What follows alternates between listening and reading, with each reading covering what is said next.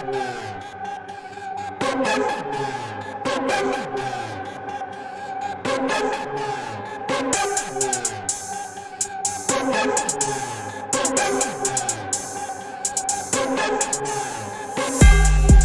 to the Daily Thunder Podcast. I'm your host, Brandon Rabar, beat writer for DailyThunder.com. Every week, we will have guests ranging from national sports writers and local reporters to OKC celebrities and Thunder staff and players. This week is a special 2021 season predictions episode. I'm excited because we talked to a lot of our friends from OKC media that covered the Thunder, and we collected their predictions. And later on the show, we're going to share those with you. They're sharing their thoughts on this season's Thunder. But before we get to the good stuff, I'm going to bore you with my own personal Thunder season predictions. So let's just jump right in because I'm excited about this Thunder team, which is funny because everybody knows that this is a rebuilding season. You know, some call it a tanking season. I don't think that the team wants to use that term because it's got a negative connotation. All it means is fade for Cade. Cade Cunningham, the number one pick in the 2021 draft.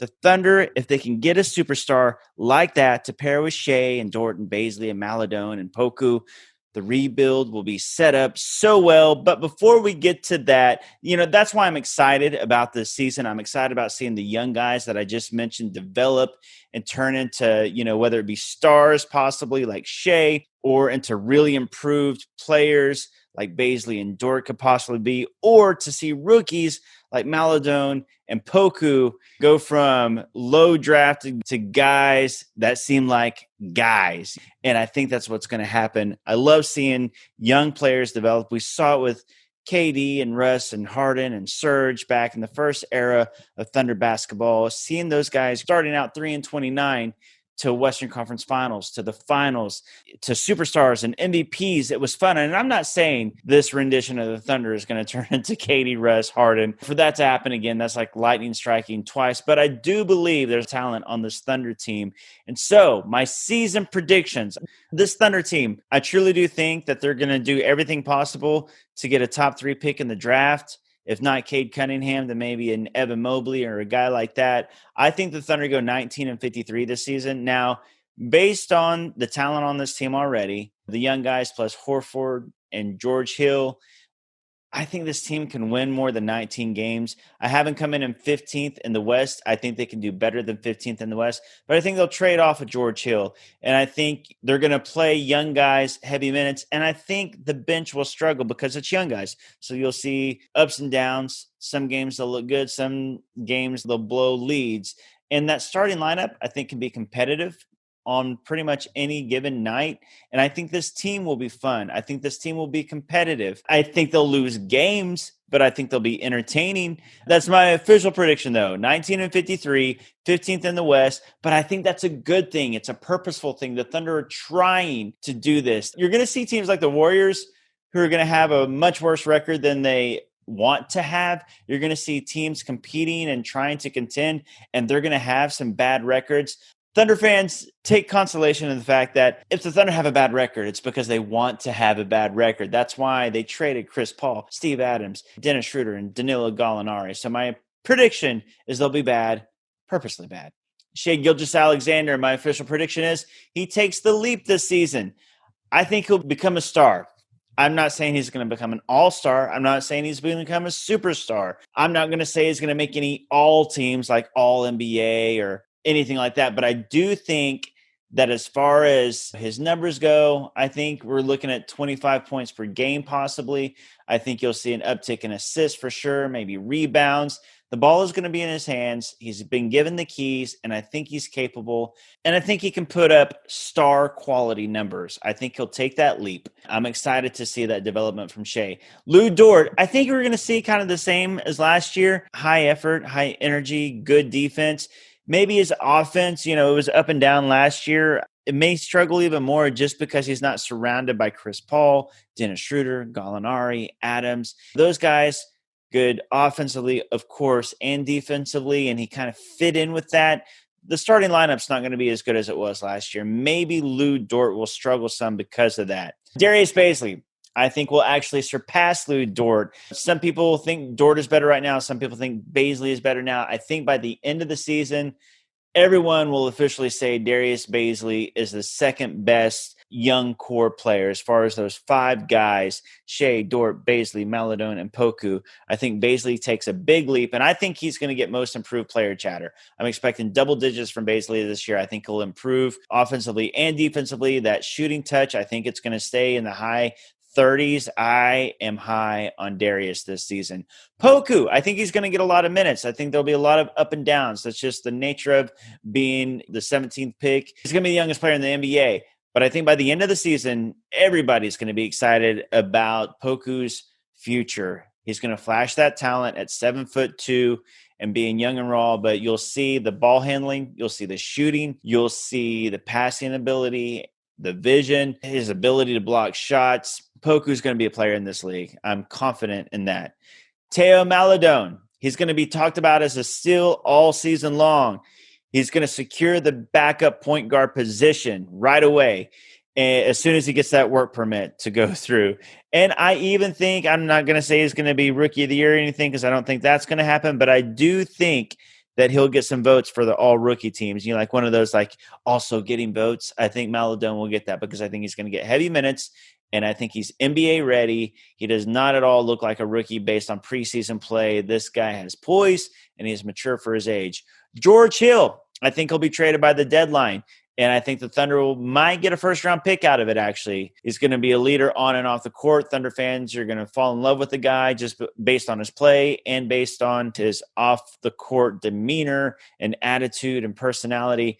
And I think there's going to be plenty of playoff teams that are going to want George Hill when all is said and done. He's going to shoot in the 40s from three, and he's just going to be a solid, good player for this team. Trevor Ariza, he's never going to play a single minute for the Thunder, and he's going to be traded ASAP as soon as possible. Ariza's gone. He doesn't want to be with a rebuilding team, and quite honestly, the Thunder are completely fine with that. If they get a second rounder for him, they probably do that. Al Horford, he's going to stick around all season. Thunder fans are going to love this guy. He is kind of Chris Paul 2.0 as far as being that veteran, being a leader, being a high-class, high-character guy that the guys look up to. And he's going to be a great player on the court. He's going to recoup his value. People thought he was washing on a bad contract. Again, this is Chris Paul all over again. And by the time next offseason rolls around, the Thunder are going to trade him for a worse contract and another first-round draft pick. And people are going to be sad in Oklahoma City because they're going to be attached to him. But then Sam Presti adds another asset to the war chest. My prediction for most underrated player right now, the guy that's flying under the radar that's going to become kind of a guy, is Ty Jerome. I think he shows why he was a first-round draft pick. I don't think he's going to be a great player or anything like that.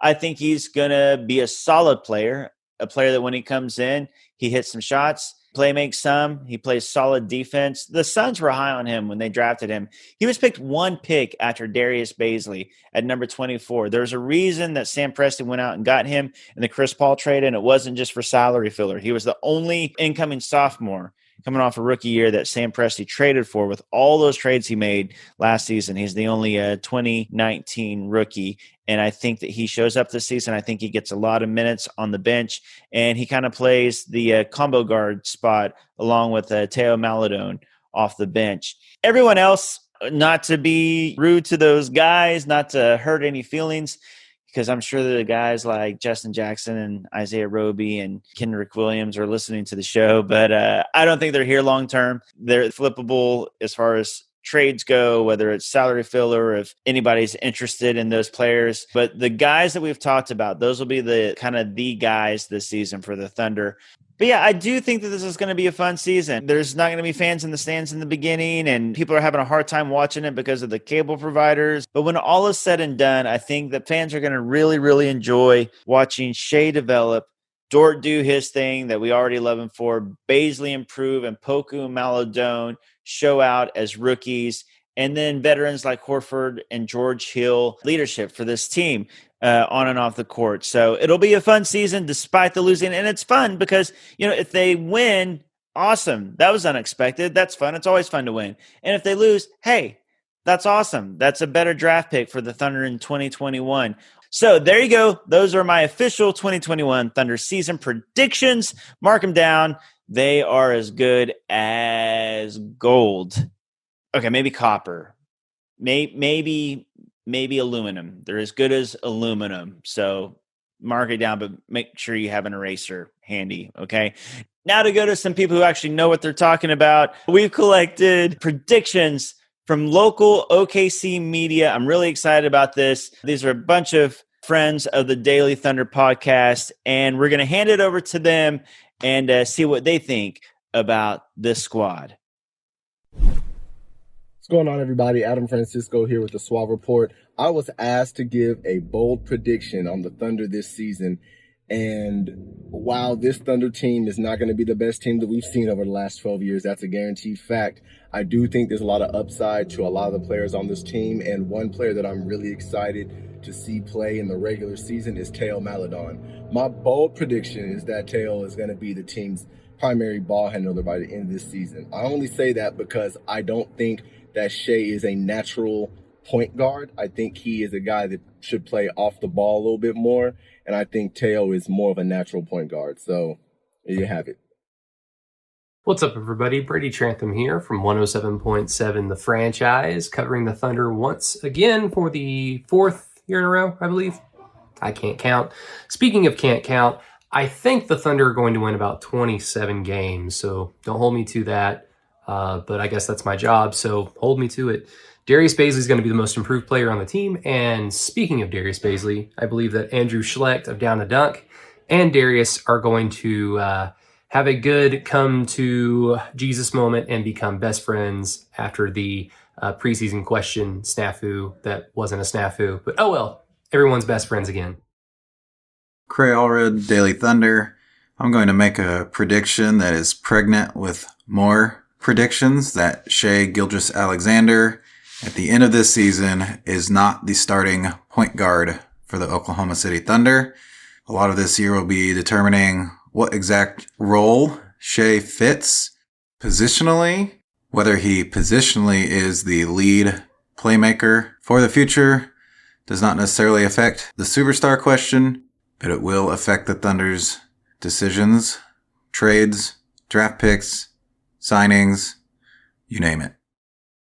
This is Eric G., the co-host of the Pat Jones Show on 97.1 The Sports Animal in Tulsa, Green Country's home of the Oklahoma City Thunder. And instead of giving you a bold prediction on what the season's going to turn out like and what the win-loss total will be, because that might be kind of bleak this year, let's have fun with three really bold statements that I feel actually could happen by the end of the season. Now, my first is that Darius Bazley becomes one of the breakout stars in the NBA this year and almost doubles his point outputs per game and does double his rebounds per game. So you're talking about going from 6 points a game to 10 and then 8 rebounds per game. Look, the Thunder need him to be productive if they want any chance to compete this year. So Darius, don't make me look bad. No pressure at all. Just go out there and perform to your abilities. You look good in the preseason, and it just seems like there's even more upside to come this year. For Shai Gilgeous-Alexander, you will make your first All-Star appearance this year. Not in a rookie game, not in the new stars game or the up-and-comers or whatever the hell it's called. You actually make the All-Star game this year, which unfortunately makes other teams around the association look at you lustfully, but hey, keep your hands off because he's going to be ours for a few more years. And finally, the boldest of all the predictions is that Lou Dort gets serious consideration for Defensive Player of the Year. He's already the talk of the NBA with what he did against James Harden in the NBA playoffs last season, although Harden has gotten fat and he seems to be kind of a pain in the butt to work with down in Houston, so maybe he wasn't going full effort against the Thunder. Still, you know what? Screw that. No. Lou Dort did a phenomenal job. He'll get consideration for Defensive Player of the Year. So there it is. My three bold predictions for this season. And if none of these come true, or one of them doesn't come true, then just blame it on Michael Cage, because when we were done playing the Church League game the other night, this is what he told me was going to happen with the Oklahoma City Thunder. So I'm going off the information he gave him. So there it is. Bazley, 10 points, 8 rebounds per game. SGA makes the All-Star. And Lou Dort gets consideration for Defensive Player of the Year. Until then, may God bless you and your family. Everybody love everybody, as the great Jackie Moon always says. And to paraphrase the very talented Don Cornelius. Love, peace, and thunder up. What's up, guys? This is Jacob Niffen, co-host of the Uncontested podcast covering the Oklahoma City Thunder. I'm here to drop my Thunder prediction for the season. Instead of going team-wide, I'm going to go individual. I've got Shai Gilgeous-Alexander having a breakout season. Last year, only 5 players broke the threshold of 23 points, 5 assists, 5 rebounds, and all 5 of those guys are on a single-name basis. Harden, Giannis, Luka, Russ, and LeBron. This season, throw Shai in that mix. I've got the point guard of the future for the Thunder averaging at least 23, 5, and 5. This is Nick Crane of Forbes. My prediction for the Oklahoma City Thunder this season is that Teo ends up being a lottery-type talent. Although he's taken early in the second round, I think he's going to be sensational. I see him as a guy that right away will have an impact on the game, although he may not have eye-popping numbers. He's a flat-out winner. He does the little things to put his team in a position to win. Similar to Steven Adams in the past on Thunder teams, he does a lot of things that don't show up in the box score. His natural feel for the game, his IQ, and his vision are going to pop immediately, and Thunder fans are going to love him. Hey, this is Rylan Stiles, host of the Locked On Thunder podcast on the Locked On Podcast Network, and my Oklahoma City Thunder season prediction is simple. I think that Shai is going to leap up and be a 25-point-per-game scorer, and he's going to take home the Most Improved Player award at the end of the season. Shai led the team in scoring last year with 19 points per game, with more shots at his disposal this year. It's not too crazy to think he can leap up in his points per game total. Either way, this will be a fun season of Thunder basketball. Thank you for listening and for supporting the Daily Thunder podcast. If you leave us a 5-star review in Apple Podcasts, we might just read it on the show. Be sure to follow all our guests on Twitter, and you can follow me at Brandon Rabar as I cover the Thunder beat. If you subscribe to our Patreon at patreon.com/Daily Thunder, you'll receive early access to Daily Thunder content, including bonus podcast segments, the exclusive Weekend Edition newsletter, and other perks like free t-shirts, special pricing at local businesses, and more. This podcast is produced by Rachel Jameson. You can follow her at Rach Jameson and tell her Merry Christmas and Happy New Year. She'll tweet you back. Send your questions and feedback to dailythunder@gmail.com and stay on dailythunder.com every day to catch the latest Thunder news, recaps, analysis, interviews, and all kinds of nonsense.